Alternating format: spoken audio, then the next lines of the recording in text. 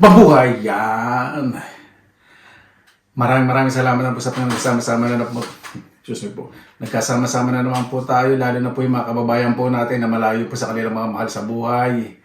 Sa Pilipinas, lalo na po yung nasa abroad. O, di ba? Maraming salamat din po sa mga nag-comments na, Kuya, gawa ka pang mga contents about sa mga OFW and non-OFW, nanitira sa ibang bansa, nagtatrabaho, o, di ba? Mga namamasyal, binibisita ang pamilya. At Kuya, gawa ka. Kasi may mga nag-request po, nag-private message po sa akin, mga ibibang topic po about sa buhay po sa abroad. Maraming salamat po sa idea po na ito dahil matadagdagan po ang ating contents about sa mga buhay po sa abroad. Ayan, diba? Siyempre, pag-uwi sa Pilipinas, yun yung pinakamasaya. Sa ngayon po, pag-usapan po natin, ito po yung medyo majority na concerns ng mga kababayan po natin ng OFW o non-OFW na nanirahan po sa ibang bansa. Ang pakikisuyo po sa Pilipinas, yung halimbawa, magpapagawa kayo ng bahay, syempre nasa abroad kayo, o kaya meron kayo uutos, o basta pakisuyo, kahit anong pakisuyo. Tapos yung pagpapadala, pakisuyo at pakidala. Diba?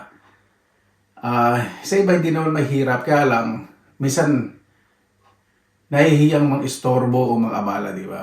Kasi minsan kapag salita ka ng yung tono mo medyo disappointed, di ba? Tapos hindi ka papansinin, yung tampo. Pero tayo kaya natin tiisin, di ba? Sige, unahin po muna natin sa pakisuyo. Yan. Basahin ko po yung, meron po kasi ako ditong papel sa harap. Basahin ko po muna itong itong nasa harap. Medyo malaki po ito eh. Simple lang naman po eh. Ibig sabihin big text, i-print out. Hindi ko na po pakikita. Parang nababasa ko sa camera ng maayos. Kuya, maraming salamat nga pala doon sa pagbablog mo about sa mga kababayan natin na minsan hindi napapansin. Totoo po yan, pero stay on positive na lang tayo. Tama po yan. At doon sa amin nilaga, naranasan ko rin yan, kuya. Minsan, di mo rin mapipigil sa sarili mo. Swerte mo nga, kuya, kasi nasa Finland ka eh. Kaya lang dito, hindi ko na pasasabi kung anong bansa. Kasi pag sumagot ka eh, delikado ang lagay namin. Yun, di ba? Kaya gusto po muna, sabihin ko, comment po muna na ako sa ano po na to, PM o direct message po sa aking Facebook account. Totoo po yan, ayun. Naisip ko rin na sa Finland kasi dito eh, pwede kayo magsalita kapag binaliit kayo dahil nga po ang racial discrimination dito ay crime. Yung po, pag may mga kababayan kayo dito hindi pinapansin at nilait kayo. Kasi ako po, sobrang na po ako nabully mula po nung maliit. Elementary, high school, college. Parang nanawa na rin po ako. Ibig sabihin niya, pagsagot ko po, hindi ko po hinuhusgahan po yung tao. Pagsagot ko, binabase ko po sa sitwasyon. Kasi hindi ko naman po kilala isang tao para husgahan. Ganun po tinuturo sa akin ng mga magulang ko. Sasabihin nila kung pwede kang mga tuwiran.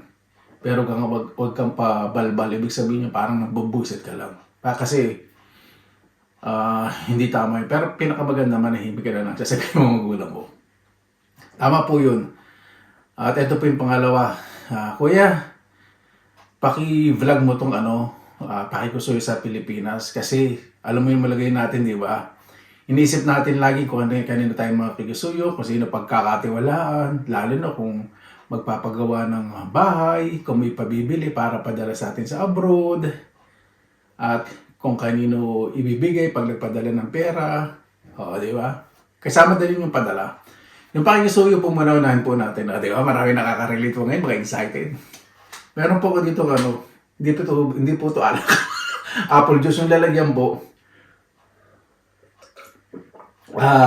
Nahingi ko po ito sa isang bartender po sa Helsinki. Kaya sabi ko, laki naman itong basa na ito. Pwedeng makakabili. Nabait ang po sa akin. O naawa sa akin. Binigay po sa akin ng libre. Kaya iniingatan ko po ito. Bisa na po sa pakikusuyo. Ayoko na pong i-share po yung experience ko. Sige, share ko na nga. Totoo po sa pakikisuyo. Alam po ninyo, pag malayo pa tayo sa abroad, dito po talaga nalalaman yung sukatan ng pagkakatiwalaan, sukatan ng pagkakaibigan, at sukatan kung sino yung tapat o nagmamalasakit sa inyo hanggang sa huli. yung naniniwala sa inyo. Pero para sa akin naman, wala nang umalis ako sa Pilipinas hanggang nandito. Alam ko naman po sino dalawang tao na pwede ko lang pagkatiwalaan at alam ko pagtatanggal ako pag nakatalikod ko. Yun po yung mga magulang ko. Yun, sila lang po. Sila lang po. Totoo po yan. Yun. Sa pakikisuyo, di ba, yung sa mga bago muna, siyempre, sa mga bago. Pag bago kayo sa abroad, siyempre, iba sa inyo nahihirapan, di makalabas ng bahay. Doon sa iba naman, pinapalad na may kalayaan, mamasyal, at nakakapag-sideline, magbenta, natututo sa ibang kababayan natin na kung paano kumita na extra, at nakakaipon. Tapos isipin niyo, pag una kong padala, gusto ko makakabili ng bigas si nanay sa si tatay, si amang, si inang, si mama o si papa, si daddy o si mami. Gusto ko lagi silang may bigas. At least kahit walang ulam may bigas kami. Di ba napakasarap pong pakinggan po ngayon. Ang sarap sa sarili nyo na minsan tutululuhan nyo na ako. Matutulungan ko na sila. Di ba? Ayun po yung kahanga-hanga, yung simpleng kasiyahan na iniisip nyo agad yung mga mahal nyo sa buhay, hindi yung sarili ninyo. Kasi iniisip nyo, kumakain naman kayo ng libre sa amo ninyo. Palagay na natin hindi maganda yung sitwasyon sa amo, nakakain kayo libre. Pero tinitiis pa rin ninyo, di ba? Makikisuyo kayo. Sabi nyo, ganito. Nay, tay, ate, kuya, bunso, o lolo, lola, tiyo, tiya. Makikisuyo po sana ako sa bahay po namin. Saan po ba makakabili dito ng mga murang bigas kasi magpapadala po ako. Di ba mga ganun? Tapos syempre iba-iba ng sagot, iba-iba ganito, iba-iba yung presyo, ganito. Sige po, okay na po sa akin yung kung ano po yung magandang presyo na maganda naman makakain ng magulang ko ng mga maayos para matikman din nila. Syempre pag tayo kasi, hindi lang natin iniisip yung presyo ng bigas na papadala natin. Siyempre isipin natin, naku, makikisuyo tayo. Kailangan kahit paano magpadala din ako kay ate, kuya, nanay, tatay, o kanino man, kay tiyo, kay tiya, kay insan. Kailangan magpadala naman ako ng konting pamasahe o kaya konting panggasos. Pakonsuelo de bobo, di ba? Konsiderasyon, ibig sabihin po nun. Siyempre ganun po tayo, naisip po natin yun para hindi sila madala. Ibig sabihin, tuwing makikisuyo tayo, nasasanay natin ganun, di ba? Pero nasa po minsan nangyari na na-lit tayo ng isang beses sa pakikusuyo na bigay tayo ng konsiderasyon. Tapos biglang sasagutin tayo na sa iba mo na lang paasikaso. Kasi busy ako Biglang gano'n. Parang may biglang nagbabago. Tapos, pangalawa naman po ang pagpapagawa po ng bahay. Di ba? Karamihan po sa atin o 80% po sa atin. Palagay natin 90 to 100%. Di ba? 90% na natin. 95%. Gusto po talaga magkaroon ng sariling bahay. Kahit sa sarili natin, kung may bahay na tayo sa Pilipinas, kasama magulang, siyempre gusto natin magpatayo sa sarili natin, sa pamilya natin. Di ba? Mag-iisip ngayon tayo kung sino pagkakatiwalaan natin. Siyempre, nung nasa Pilipinas pa tayo, nakausap na natin mga kapatid natin, mga magulang natin, na pag nagpadala ko, ikaw bahala, magpadala ng mag-ayos na sa bahay ko, mga ganito, kung okay lang ba sa'yo, ganun. Sabi, sige, ako bahala dyan. Tapos, siyempre, pinapagawa na yung bahay, sasabihin mo, minsan, siyempre, magtatanong ka, okay lang bang mga kahingi ng mga resibo ng nagastos? Para alam ko naman. Siyempre, ikaw naman may konsiderasyon naman. Sasabihin mo dun sa, halimbawa, kapatid mo, o pinsan mo na, o mga magulang mo na, o insan, kuya, ate, nanay, tatay, o sino man ang mag-asikasa ng bahay na di sa pinadala kayo na bahalang bumawas kung ano yung panggasto. Siyempre, sobrahan nyo yung lagi pinadadala nito. Ibig sabihin, konsiderasyon sa kanila yun na lalo na kung para sa inyo, siyempre, mga magulang hindi nakuha doon ng sweldo para suportahan ka, di ba? O mga kapatid, di ba? Para suportahan o anak, para support. Kasi bibigyan rin naman ng panggastos. Alam mo naman sa sarili mo na nakikisuyo ka, di ba? Tapos, siyempre, may mga bagay na pag nagpapagawa tayo ng bahay, magtatanong tayo, kailan matatapos? Siyempre sila mag-estimate. Sasabihin, huwag tayo mag-estimate, kuya, ano ba sa akin, o ate, o bunso, nanay, tatay. Kasi nga pagpapagawa ngayon, siyempre mahal ang materialis. Tayo nasa abroad, siyempre may karapatan din naman na tayo kung magkano nagastos. Kahit hindi na natin hingin, di ba, yung mga resibo na nagastos. Kasi doon sa pinagkakatiwalaan nating tao, kapag may kusa na nababalue yung pinaghirapan ninyo na, nako, baka kailangan ni kuya, saka ni ate, ni nanay, ni tatay, ni isa ng resibo ng nagastos sa bahay. Siyempre, kung ako nilaligo sa sitwasyon sa Pilipinas, kung pagkakatiwalaan, para di rin ako naman questionin na, ito nga pala yung mga nagastos sa pinadala mo. Di ba sarap na ganun pakiramdam ka? Ito nga pala, tay, halimbawa ako anak nasa Pilipinas, tay, ito nga pala yung pinadala mo sa mga nagastos. Kasi sabi ko sa'yo, di ba, 35,000 na nagastos sa ganito, sa parte ng bahay. Umabot lang naman ng 25, ito yung resibo. Tapos yung sobra, ito tinabi ko, ano po ba ang gagawin namin dito? Sabi siya, hindi kayo na bahala niya, syempre ginagastos ninyo. Ito yung natapos sa sunod na linggo, ito naman yung mga gagawin. Ayan po yung resibo. Di ba? Siyempre kami nasa abroad, pag may nagpadala ng mga ganun, sabi namin, hindi, huwag mo nang pakita yung resibo. Alam niyo kung bakit? Naisip namin, tiwala na kami. Hindi na lang kami mag-question. Ayun. Kasi iba po siyempre, pag nakisuyo, kami nasa abroad, lagi po kami nag-iisip kung paano sasabihin. Kasi minsan nagtatampo sa amin. Totoo po yan. Kahit di pagpagawa ng bahay sa ibang bagay naman, makikisuyo po kami na minsan sasagutin kami ay tayo na hindi akong mami, daddy, yung tatawag kahit na madalas kayo nagkakatawagan, parang nawawala na ng excitement sa boses ninyo pag lagi kayong tumatawag. Sasabihin mo, Nak, nagtanim ako dyan ng isang linggo. Nagtanim ako dyan ng puno ng rambutan dyan sa harap. Ano ba itsura? Sasagot naman ako, ito hindi ako makalabas napakainit, ayokong umitim. Pag ano na lang, pag medyo makalimig, ako ng picture o video, saka bibigay ko sa'yo. Yun na lang. Saka yung buhay pa naman yun, didiligan naman namin. Di parang tono, parang nakukulitan na. Alam po ninyo sa mga mahal po namin sa buhay sa Pilipinas. Ako katulad ko po. Napakabihira ko pong magtanong ng mga litrato. About po sa bahay ko, sa bakuran ko. Siyempre, may mga kusa na rin po yung mga kapatid ko nagpapadala po sa akin. Yun po ang hindi ko po hindi ako mangungulit. Kasi, siyempre tayo lahat nagkakaroon tayo ng disappointment, di ba? Mga kapatid ko naman po, sinusuporta naman po yung pinagagawa ko sa Pilipinas. Sinalagaan naman po yung mga tanim ko.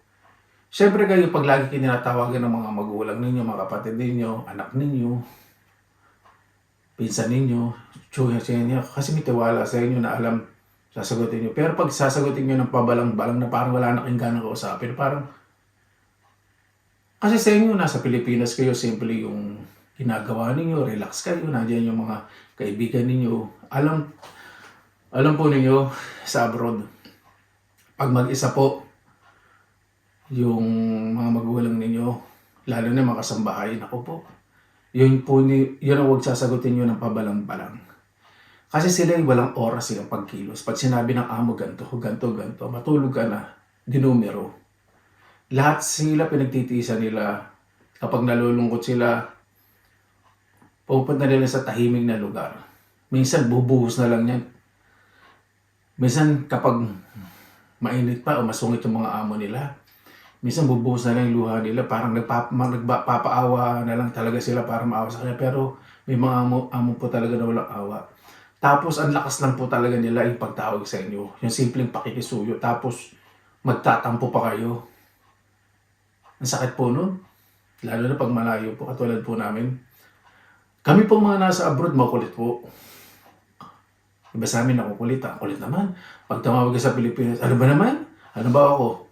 Paulit, ano ba na si Benson? Paulit-ulit. Kausapin mo nga yan. Ang kulit-kulit. Lagi ganito. Ganyan. Siyempre ako naman po, di ba? Kahit kayo po pag nasagot kayo ganun, kasi hindi nyo nakikita. Hindi nyo nakikita yung kilos na mag-isa kayo, nasa bahay, uuwi kayo, mag-iisip kayo, galing sa trabaho, iniisip ko. Iniisip nyo ngayon, paano kayo magiging approach o paano kayo kakusapin to kasi nagtampo sila dahil ganun, nangulit ako, nakukulitan na sa akin. Isipin nyo, paano kaya sasabihin? Di ba? Isipin nyo, paano kaya? Tapos papasok siya, paano kaya kung nandito sila sa abroad? Tapos magpalit kami ng sitwasyon. Ang hirap paliwanag ano, kasi hindi po natin kaya ipaintindi sa mga mahal natin sa buhay yung sitwasyon po natin. Alam mo bakit? Kasi lahat ng bagay na may hirap na titiis natin, ayaw natin sabihin sa kanila. Lahat ng bagay na kaya natin gawin kahit sobrang hirap, ayaw natin maranasan nila. Kasi iniisip natin pag uwi natin masaya lang. At pag nasa abroad tayo, iniisip natin kung paano tayo makakaipon para mabigay yung pangangailangan nila. At kung hilabis-labis naman, masustentuhan yung mga gusto nila. Di ba? Ayun po yung mentalidad po natin mga nasa abroad eh. Sa pagpapadala naman po. Sa una pa kayo, sa pagpapadala. Tayong nasa abroad, karamihan sa atin, sa ngayon, hindi na talaga nagtatanong. Palagi na natin, huwag natin 80% masyadong mataas. 70%. Pag nagpadala tayo, ay na natin magtanong kasi sasabihin sa atin yung pangangailangan, alam na natin. Kasi minsan, hindi minsan eh, pag alis natin sa Pilipinas, alam na natin yung pangangailangan eh. Ayun ang prioridad natin eh. Na makaranas sila naman ng makakain na 3 isang beses sa araw, makakain ng masarap, makalabas sa mga kainan, di ba? Makapamasyal. Yung mga dating din natin nagawa nandun tayo, ayun yung mga sinasakripisyo natin na kahit man lang sila, di ba? Maranasan nila. Kahit man lang sila, kahit tayo mahirapan. Kasi pag nakikita natin silang masaya, sobrang saya natin, di ba? O sigurado iba sa inyo, may iyak na ngayon. Okay lang po yung mga kabayan kasi ako nagdaan po. Ngayon pinipigil ko po yung luha ko eh. Pero wala nang tutulo, parang nilagay ko na lang po sa sarili ko na sobrang mapalad po ako sa mga magulang ko. Sobrang palad ko po. Sobra po akong nagpapasalamat kasi alam ko may mga pangarap yung mga magulang ko sa kanila. Kahit hindi po si nanay nag-abroad, father ko po nag-abroad na gusto po nilang gawin, pero mas inintindi po nila kami. Siguro yung ng mga nagagawa ko pong mga bagay na simple na nakikita po nila, yung ibang parte po ng pangarap po nila ay natutupad. Ang hindi ko po matitiis yung mga magulang ko. Yun po. Pagpapadala siyempre ng pera, hindi natin kailangan ipaintindi na hindi tayo makapagsalita ng hindi ba alam kung paano ko pinaghirapan. Alam niyo po yung pelikulang Anak kay Vilma Santos? Kung pwede niyo lang sabihin yung mga litanya doon ni Vilma Santos, di ba? Totoo po yan. Totoo po yan. May mga na-meet po ako dito mga ibang Pilipino, hindi po rin nasa Finland eh. Kala niyo po, napakadali rin na trabaho ng iba. Hindi. Okay, maganda po yung kinikita, pero hindi. Kasi may mga pangarap po talaga sila. Sabihin po nila, ay kuya, napanood ko yung vlog mo yung sa pagtitipid. Maraming salamat ha. Pupunta rin ako dito sa shop na to. Sinabi ng 50%. Ang laki ng natitipid ko. Saka salamat sa pagtip. At salamat kuya, tinuruan mo. Kasi hindi ko pinakita sa vlog yun eh. Nirespeto at mga kababayan po nila eh. Salamat kuya, sinamahan mo kaming manguha ng mga kabuti at mga berries. Naku kuya, laki na natitipid ko sa pagkain. At saka yung pagtatanim. Salamat kuya. Yung mga ganong bagay. Tapos meron yung babaeng dito na galing po siya sa simpleng lugar. Nahihirapan din po siyang bumasa lalo ng kontrata. Nakalagay po kasi sa kontrata po niya, sorry, hindi ko na po i-elaborate kasi confidential. Basta yung sweldo po niya, okay naman, minimum naman po.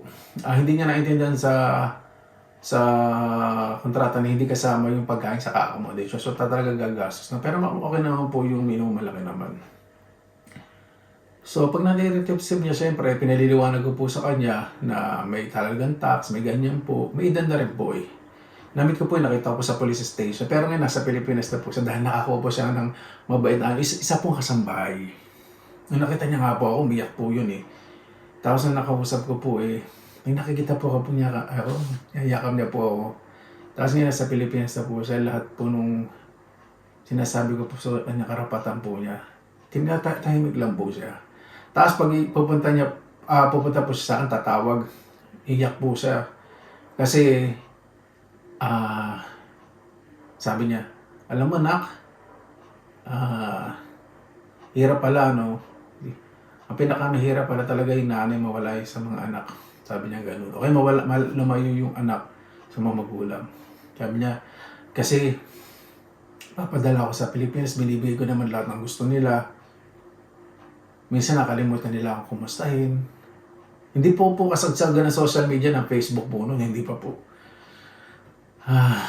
Hindi po siya marunong din gumamit nga pala ng mga ganyan ng mga gadgets. Kasi galing nga po siya sa simpleng pamumuhay sa simpleng komunidad. Naturuan ko po siya kung paano rin na magpadala po sa Pilipinas. Pero natuto na po siya, tuwa po ako. Tapos, ang umasikaso na po nung papapadala yung amo niya. Di ba? Yung mga anak niya, binili ng motor, pinayos yung bahay. Ngayon, tinanong siya kung kaya niya pa, sabi niya, malungkot din po nung mali, sabi niya, anak, paano? Binakang Pilipinas, sabi niya ganun. Tapos sabi ko, sige po na, ingat po kayo. Sabi niya, kasi wala na akong dapat hilingin kasi binigay na lahat ng amo ko. Simple po yung binigay ng amo niya sa pamumuhay nila, binigay po ng konting pang negosyo. Tinanong siya kaya niya, pinauwi. Tapos dinadalaw-dalaw pa po siya ng amo niya. Yun po, hindi pa po ako nagbablog doon. Ano pa po? Dati cute pa lang ako kasi ngayon mabangis na. Natawa po gano'n. Yung pagpapadala po ng pera. Ako po kasi may kusa po ako eh. Nakikita ko po yung kakulangan. Pero hindi, syempre, hindi ko naman po sinasagad ko anong pwede kong ibigay. Basta sa tingin ko, kahit paano makakatulong, magbibigay po ako. Hindi ko po matitiis sa mga magulang ko. Hindi ko po matitiis. Saka ayoko pong magkwenta, mag-compute. Kapag nabigay ko na po talaga, hindi ko po tinatanong kung saan niya ginamit. Hindi. Kilala ko naman po din po kasi mga kapatid ko na maayos din po eh. Saka doon po sa mga kababayan po natin na basahin ko na nga po itong pangatlo.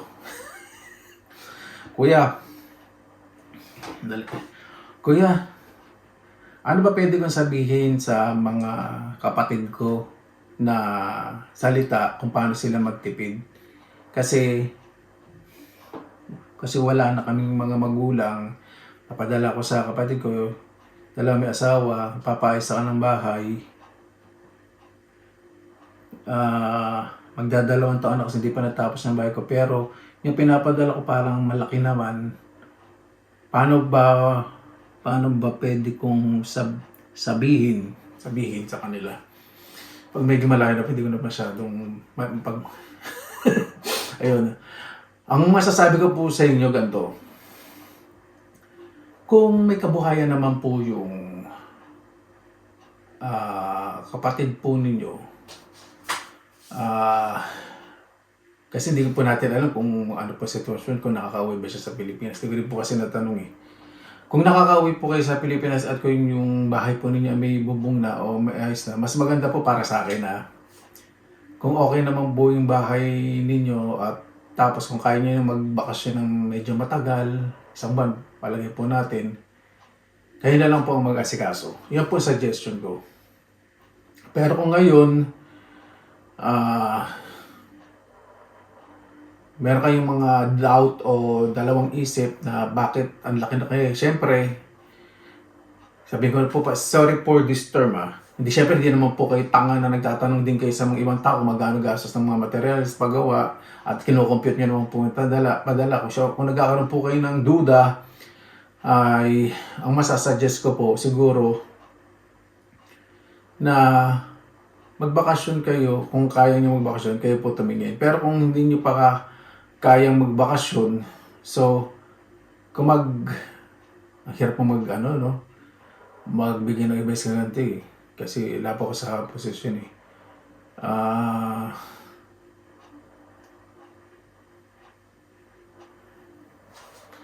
Hirap po eh. Hirap. Sa ganito, hindi po akong pasensya na po. Siguro kasapin niyo pong mga kapatid po ninyo O gumawa po kayo ng ano, ng isang bagay na dahilan nyo na totoo na siyensya na, ading hindi ako makakapagpadala ngayon at hirap. Basta masasuggest ko lang po yun, kung may time po kayo magbakasyon, kayo po mag-asikaso. At kung nagpapadala po kayo ng malaki, ganito na lang po. Kung ano pa yung parting gagawin ng bahay ninyo, maglaan po muna, sabihin nyo lang po ng maayos na, ito kaya mga inahan natin. Oh, gano'n, di ba? Kuya, nanay, tatay, o kung sino man, insan, ito muna kaya unahan natin. Kasi, may nakita, ganito pa talaga, maganda discount. May nakita kasi design, ganito lang daw kasi magagastos. Kasi tinitingnan ko rin yung mga construction, yung mga pagpapagawa ng bahay. Nalalaman ko rin yung mga budget. Ayun! Yun ang magandang... So sila magkakaroon, naku, na sinicheck pala ni atin yung ano, gastos. O, di ba? Ganon. Masasabi niya ng maayos, pero at least may impormasyon, may alam kayo. Ayun, gano'n na lang po. Sa pagpadala po ngayon, syempre, hindi ko po, ito. Andito nasa kanan. Ay, hindi niya pala nakita. Sorry. Kuya, sa totoo lang, nadadala na ako minsan magpadala. Kasi, pag nagpapadala ako sa pamilya ko, pagkatapos ng padala, ilang linggo bago lang sila mangumusta, ganun. Tapos, nakikita ko silang namamasyal, nakikita kong ganito. Nagpapasalamat nila sa padala, kaya lang sa bago ako magdala, doon lang sila nag-message sa akin. Tapos, minsan nakakadala rin pala. Kaya sinubukan ko isang minsan na hindi magpadala, doon lang nila ako napansin. Nakakalungkot ko yan, no? Ganyan pala pa talaga pag nasa abroad. Ay, ganun. Ito po, ang masasabi ko po sa inyo, kasi hindi naman po lahat ng pamilya, miyembro po ng pamilya, nagiging open po. Yung ibig sabihin, nilalabas yung emosyon. Hindi sila masyadong malambing. May mga ganyan pong tao sa pamilya. Baka ganyan po sa pamilya nyo na hindi nyo na-express masyado po yung pinakikita o nasasabi yung nararamdaman nyo. Halimbawa, pagising nyo, I love you, Nay. I love you pa kasi ako gaganin. Good morning, Mama. Tapos mga kapatid ko, binadagis sa mga Diyo, buhay pa ba kayo? O tara, labas tayo. Ganun. Ako po express kasi may mga kapatid din po akong talagang reserve. Hindi po nila na-express yung emosyon niya. Minsan tatahimik na lang po sila. Mga ganyan po. Pero sinasabi, ang dating na po kasi dito sa message po ni parang general. Ganito na lang po. Huwag muna kayo magpadala. Hindi. Ganito rin po.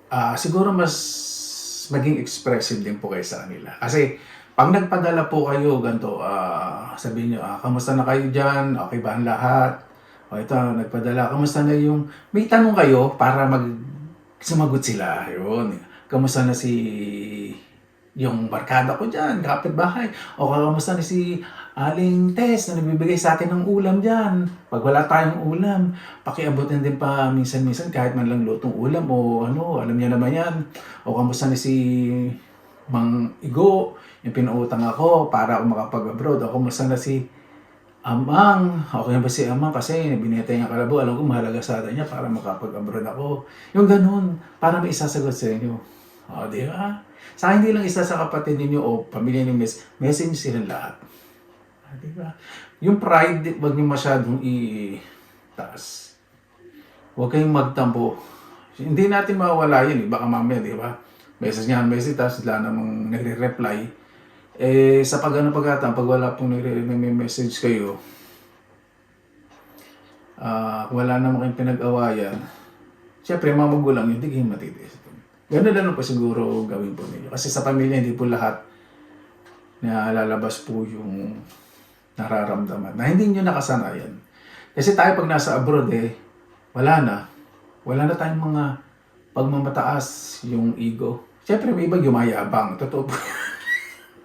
Hindi at sa mga nakaraang vlog, hindi na kakilala ng mga kababayan. Task ko, May susunod po tayong vlog, yung pagkukumpara po ng sweldo at posisyon. Sweldo at posisyon sa abroad. Patalbo guys. So, hindi po ngayon Yun. Sa pagpapadala po talaga ng pera ito naman isa. Ito last na pong comment. Bago po, kasi mahaba po itong topic na ito Anak, yan. Salamat po, Tay. Anak, ito yung magpapadala ko sa mga anak ko, masaya ako. Kasi nakikita ko silang masaya. At salamat nga pala sa vlog mo nung nakaraan about sa kapwa Pilipino. Huwag mo nang intindihin yun. Ganyan talaga sa abroad. Hanggat kaya nating tiisin pagbibilit sa atin. Kami ngayon, mga amo namin sobra kaming maliitin Pati mga itsura, sabihin pampangit. Kasi galing nga doon kami, pero hindi namin inintindi kasi binibigay naman tama ang sweldo namin. Di ba? Nakapagpadala ako ng maayos sa Pilipinas lang sa mga anak ko, siyempre sa misis ko. Gusto ko lang sabihin sa mga kababayan natin na kadikit po kasi yung dalaw. Okay lang po yan tayo. Nakikinig po siguro sa tatay niya. Kasi nag-reply po sa kanya.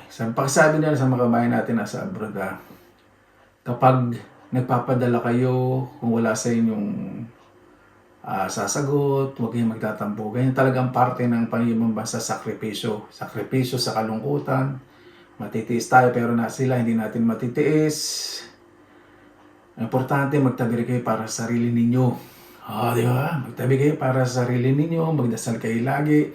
Hanggat kaya ninyo, kayang makisama sa kapwa ninyo, huwag kayong makikipag-away. Huwag kayong makipag-away. Tiisin nyo ang dapat tiisin. Kasi pagbalik sa Pilipinas kasama ang pamilya, mas masarap ang may matiwasay na buhay. Napaya naman ako kay tatay. Siyempre, kasi hindi ko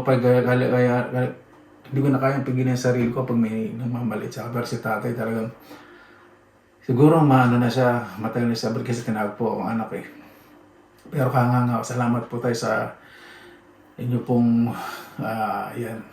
Diyan po muna natin hinto. Kasi itong panalo para po sa akin yung ganyang mensahe.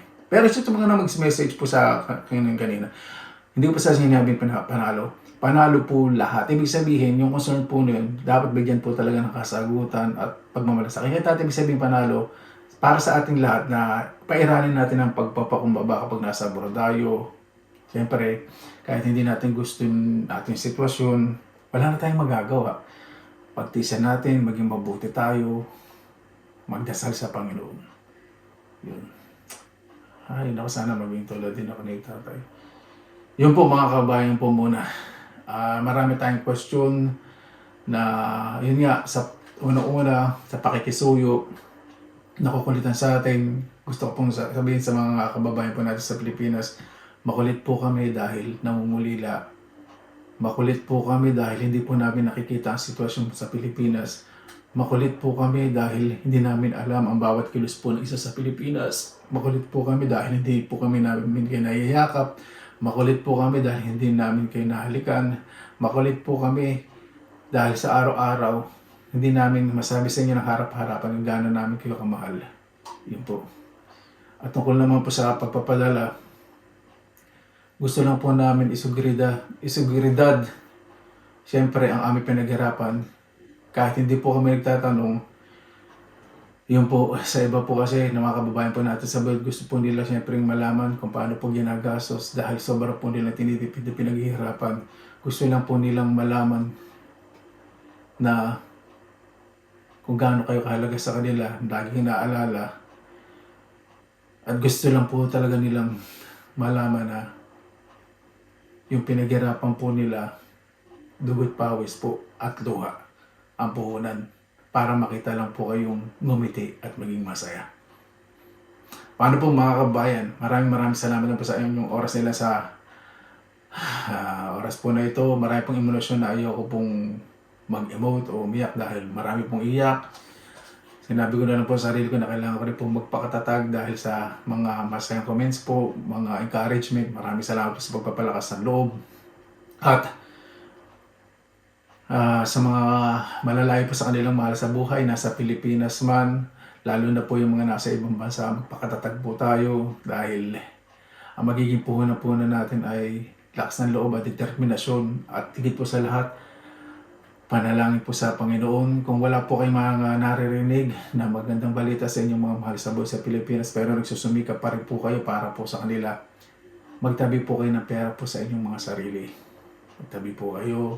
Lagi pong gumawa ng paraan, may gagawin. Kahit kung wala kayong kakwentuhan o kung nakulong man na kayo sa isang kwarto, nagtatrabaho sa isang bahay, sa isang compound na walang makausap, ang Panginoon po, makakausap po ninyo kahit anong oras.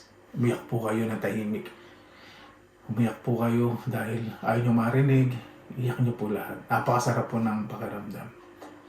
Yun po.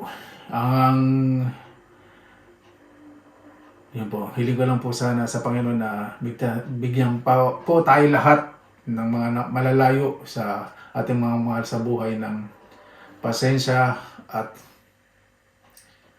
lakas ng loob.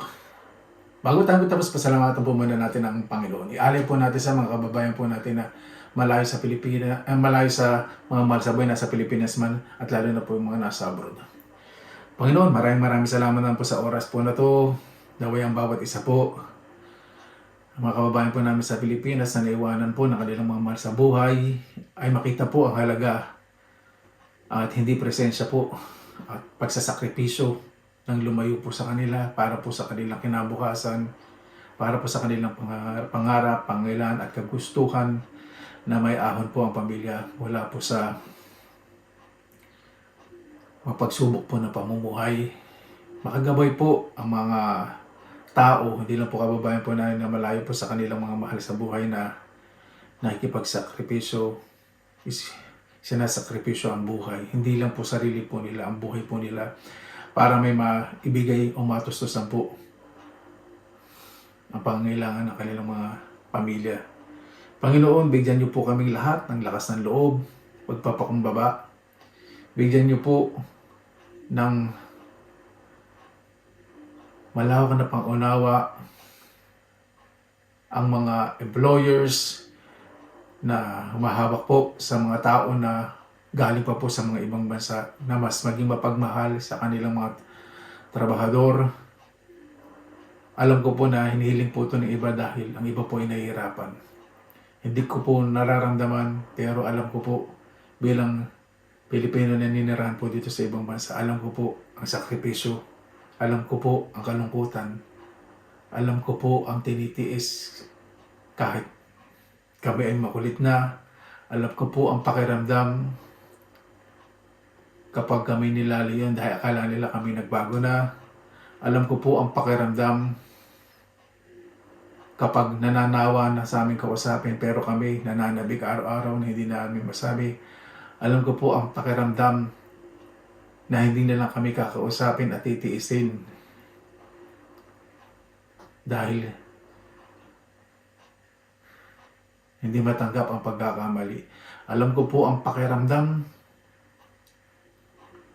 na nakukulitan sa amin ng sobra-sobra. Na minsan ayaw na talaga kami kausapin at sobra po kami nag-iisip kung paano namin susuyuin ulit. Pero alam ko po ang kapakiramdam na pag-uwi ko po sa Pilipinas, hindi po nila kami matitiis at maghihintay po sa amin na may ngiti. Maraming salamat po Panginoon. Kayo na po bahala po sa amin. Sinusuko na po namin sa inyo lahat sa ngalan ni Jesus. Amen.